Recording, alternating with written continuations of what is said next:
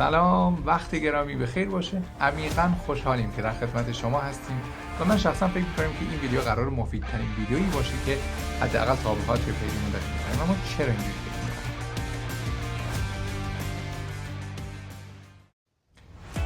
اجازه بدید این قسمت رو این مقدار تندتر عرض کنم خدمتتون تا وقت شما رو کمتر بگیرم. شما در این بخش دارید یک پکیج کامل سوال اسپیکینگ آیلتس رو راجع به موضوع هوم ملاحظه می‌کنید. می‌تونید ویدیو رو پاز کنید و دونه دونه سوال‌ها رو با دقت بخونید و تمرکز کنید. اما در بخش‌های قبلی ما اومدیم فرمت آزمون آیلتس رو به طور کامل بررسی کردیم، هر 4 تا اسکیل رو، بعد اومدیم اسپیکینگ رو گفتیم که از چند قسمت تشکیل شده و برای هر قسمتش چجوری باید سوال‌ها رو جواب بدیم و حتی اومدیم توضیح دادیم گفتیم چه آیتم‌هایی ملاک هستن برای نمره‌دهی و چیکار کنیم که نمره بالاتری بگیریم. وقتی این اطلاعات رو کسب می‌کنیم همیشه یه سوال مطرح میشه توسط کسایی که می‌خوان برن امتحان بدن و اون این که خب ما متوجه شدیم هر سوال رو این مقدار طولانی‌تر جواب بدیم، سپورتینگ سنتنس بیاریم براشون، اما خب ما بلد نیستیم، ایده‌شو نداریم سپورتینگ سنتنس بدیم، یعنی چه مثالی بزنیم، چه توضیح بیشتری رو در مورد هر سوال بدیم. این سوال هم که جواب میدیم، یعنی ایده ها رو هم اگر به دست بیارن، با سوال پرسیده میشه که خب من لغت کافی بلد نیستم، حداقل از سطح اینترمدیت. لغت اینترمدیت رو یاد میگیریم، بعد سوال میپرسن که خب من این لغت رو چجوری ادوانسش کنم که نمره بهتری بگیرم. در واقع من منبر تصمیم دارم از این به بعد برای بخش اسپیکینگمون 50 تا تاپیک مختلف رو در نظر گرفتم که این 50 تا تاپیک رو راجع به تاپیک‌های مختلف می‌خوایم تو هر ویدیو آپلود کنیم به پکیج کامل سوال‌ها هر سه بخشش و برای هر سوال قراری که یه جوابی داشته باشیم که افراد ایده ها رو از اون به دست بیارن. این نکته اول، یعنی که مشکل ایده نخواهیم داشت به طور کلی. اما برای هر سوال که شامل اون ایده ها خواهد بود ما دو تیپ جواب میدیم. یک جوابمون در واقع برای اینترمدیت هست، کسایی که نمره 6 و نیم و اینها این نمره متوسط میخوان، این مقدار لول خودشون اگر از اینترمدیت پایین‌تر هست میتونن با دیدن اون جواب‌ها لغت‌های سطح اینترمدیت رو هم یاد بگیرن. در کنار اون ما یه سوالی هم در سطح ادوانسد قرار بدیم که کسایی که اوردی لول اینترمدیت دارن و میخوان برای نمره بالاتر، یعنی 7 و بالاتر از 7 آماده بشن، میتونن اون جواب‌ها رو ببینن. کلی قراره همون ایده قبلی رو با کالکولیشن و ایدیوم‌های مختلف جواب بدیم. این رو هم عرض کنم خدمتتون که این مختص آیلتس نیست، یعنی اگر میخوایم که جنرال انگلیش هم حتی ایدیوم‌ها رو یاد بگیریم، کالکولیشن رو یاد بگیریم و فلوئنت اسپیکر باشیم، این قسمت واقعا میتونه مفید باشه، چون 50 تا تاپیک مختلف روزمره رو ما می‌خوایم با هم دیگه بررسی کنیم. با ما باشید.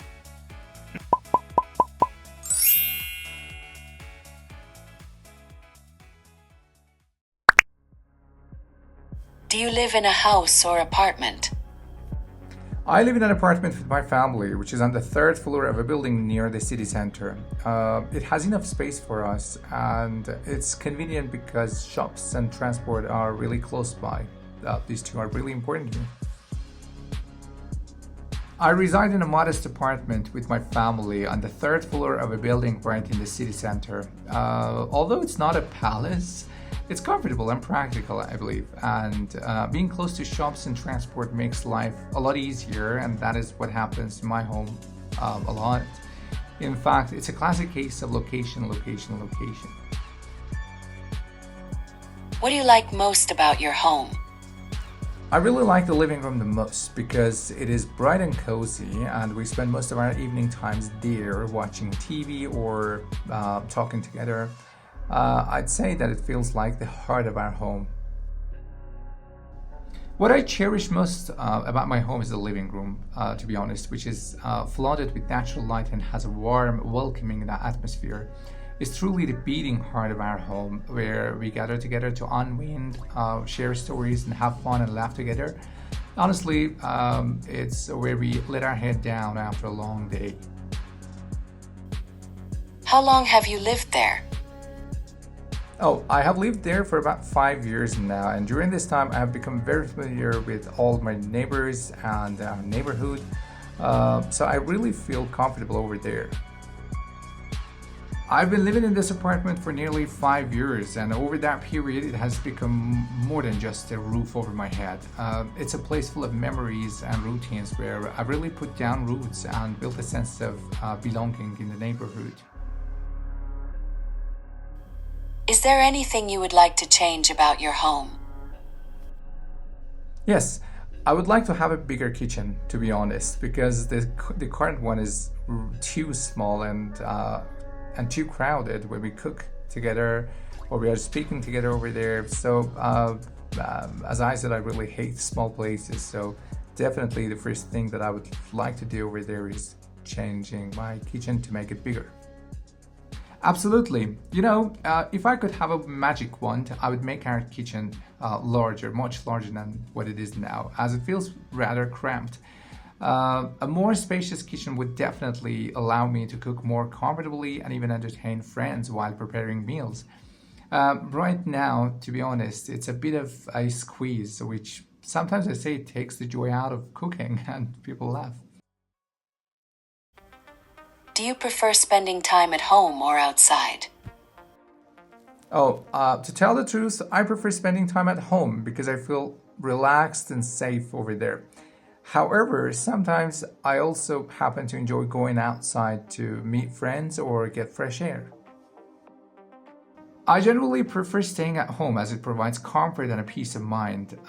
It's where I can kick back and relax without further stress. That said, I occasionally do enjoy going out and socializing and getting a breath of fresh air, which keeps life from being too monotonous.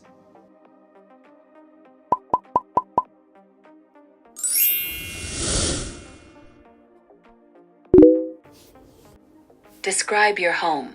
You should say what type of home it is, how many rooms it has, what you usually do there, and explain why your home is important to you. I live in an apartment with my family and it's located quite close to the city center. The apartment is not very big, but it has everything we need. There are 5 rooms, a living room, 2 bedrooms, a small kitchen that I don't like because it is small, as I said, and a bathroom. The living room is my favorite place because it's bright and cozy and we spend most of our evenings there watching TV, talking together, or sometimes even playing games. The kitchen, however, is small, but we shouldn't forget that it's where we cook and share our meals sometimes, so that is important to us too. Usually I spend my time at home studying, reading books, or relaxing with my family. On weekends, I sometimes invite friends over and we sit in the living room or on the balcony. My home is important to me because it makes me feel safe and comfortable. It's full of memories like my family celebrations and quiet evenings. And it's the place where I can rest and relax after a long, busy day. Even though it's not very large, it feels warm and welcoming, and that's what matters the most to me. I reside in a modest apartment with my family, situated conveniently near the city center. Although it isn't a sprawling mansion, I always say that it serves all our needs perfectly. It consists of 5 rooms, a spacious living room that is my favorite type because I really like larger places, 2 bedrooms, a compact kitchen that's definitely not my type, again, and a bathroom. The living room is the beating heart of our home, flooded with natural light and furnished in a way that makes it warm and inviting. In fact, it's the only place where we gather to unwind, share stories, and let our hair down after a long, busy day that is happening too often nowadays. The kitchen, though a bit of a squeeze, is still the place where we cook together and enjoy meals. So it adds to the sense of, togetherness. About most of my time, I have to say that I spend most of my time at home, reading, studying, or simply recharging my batteries. On weekends, I often host my friends, and the living room or balcony becomes our social hub. For me, my home is more than just 4 walls and a roof over my head. It's my safe haven, the place where I can truly be myself. And also, I have to say that it holds countless memories, from family celebrations to quiet evenings, and it provides both physical shelter and emotional security. In short, my home speaks volumes about who I am, and it's where I've really put down roots.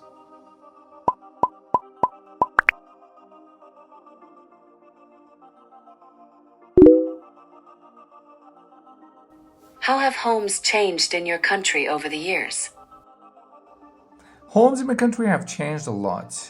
In the past, many families used to live in traditional houses with big yards and gardens where children could play outside and people grew their own vegetables. These houses were usually large and had separate rooms for guests when you invited some people over. However, nowadays, most people live in apartments because cities have become more crowded and the land is too expensive to buy. Apartments are smaller, but they are easier to clean and closer to schools, shops, workplaces, and other public places. So homes in general have become more modern and practical, but sometimes people honestly miss the old style with more space and nature. Homes in my country have undergone a dramatic transformation, just like many places around the world. Traditional houses with spacious courtyards and gardens, which once used to be pride of family life, have gradually been replaced by compact apartments. I believe this has happened due to urbanization and rising property prices. While apartments are more practical and convenient, they lack the charm and sense of community of older homes. It's a clear example of how society has moved with the times, trading space and greenery for accessibility and efficiency. Many people say they miss the days when homes were big enough to swing a cat, but modern living has forced us to adapt. Do you think people's homes reflect their personalities? Yes, I think homes show a lot about people. For example, if someone likes simple things, their home may have plain furniture without many decorations. This is why if a person is creative, their home might be colorful with paintings or handmade items.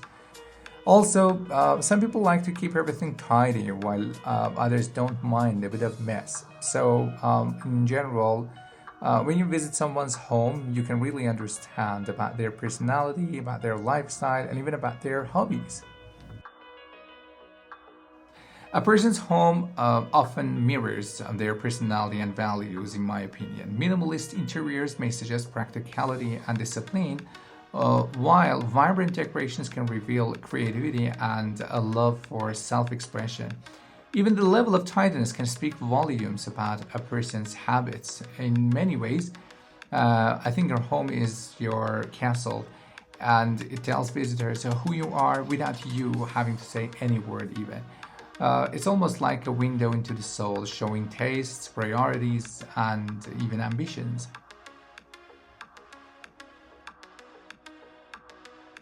What are the differences between living in a city home and a countryside house? Living in a city apartment is very different, in my opinion, from living in a countryside house. In the city, apartments are usually small and close to busy streets, so life feels fast and noisy. However, people have easier access to shops, schools, and hospitals. They may not have much space or privacy, though. In the countryside, however, houses are bigger and often have gardens. Life is quieter and more peaceful, and people can enjoy fresh air and nature. But the negative side is that countryside houses are far from services, so it can be a bit difficult if you need something quickly. In my opinion, each place has its own advantages and disadvantages depending on what people prefer. The contrast between city apartments and countryside houses is definitely striking. City apartments often mean limited space, constant noise, and a fast pace of life. Yet they offer convenience and proximity to essential services like public services. Countryside houses, on the other hand, provide tranquility, larger living areas, and closer contact with nature. It's the classic trade-off between the rat race of urban life and a slower, more peaceful rhythm of rural living. While city dwellers, I think that enjoy being at the center of things, those who live in the countryside will benefit from breathing space and serenity. How important is it for people to own their own home? I guess owning a home is very important because it gives people a feeling of safety and stability. When you rent a place, you always worry about paying rent or having to move if the landlord asks you. But when you own your own home, you feel more secure and free to decorate or change things the way you like. Also, owning a home is often seen as a big achievement in life, especially nowadays, because it means they have something permanent for their children. Owning a home is highly significant as it provides both financial stability and emotional security. Renting often feels uncertain, while owning gives people the freedom to personalize their space and truly put down roots. In many cultures, it's considered the ultimate dream, a symbol of independence and success. Beyond the practical benefits, it represents belonging and permanence, something that renting can rarely offer. Do you think homes in the future will be different from today? Yes, I think homes in the future will be very different from nowadays. Technology is changing quickly, so houses will probably have smart systems to control lights, heating, and security. They may also be more eco-friendly, using solar panels and recycled materials. Homes might be smaller because cities are getting crowded, but they will be designed so cleverly to save space that we wouldn't need to look for anything else. So future homes will be more modern, smart, and environmentally friendly compared to nowadays, in my opinion. Indeed, future homes are likely to be radically different, incorporating advanced technologies such as smart systems, eco-friendly designs, and multifunctional spaces. They may even become homes of the future, where everything is automated and sustainable. That will reshape the way people live and interact with their environment. With urban areas becoming more crowded, architects, I think, in the future will have to think outside the box to create compact yet comfortable living spaces.